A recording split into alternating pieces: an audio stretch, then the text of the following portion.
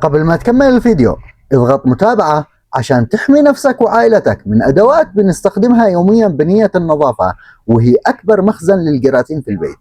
أكبر خدعة بنعيشها يوميا إن إحنا بنستخدم أدوات عشان نظافتنا، وهي في الحقيقة بتنقل لنا ملايين الجراثيم. مثلا المشط اللي بتسرح فيه شعرك بيتحول مع الوقت لمخزن خلايا ميتة وزيوت، وهذا الوسط يعتبر بيئة مثالية لنمو فطر الملاسيزيا وبكتيريا الفروة، والنتيجة بتكون قشرة عنيدة ما تروحش حتى مع استخدام شامبو القشرة وحبوب بثور مؤلمة في الفروة، وقد ينتهي الأمر بتساقط الشعر بسبب الالتهاب.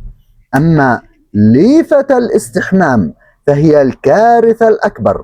رطوبة الحمام مع خلايا الجلد المحبوسة داخل الليفة بتخليها مستعمرة لبكتيريا خطيرة اسمها السيدوموناس، وبمجرد ما تستخدم ليفة قديمة خصوصا بعد الحلاقة أو لو في جسمك تخرش بسيط، البكتيريا بتخترق الجلد فورا وتسبب التهاب البصيلات أو تقيحات جلدية حادة.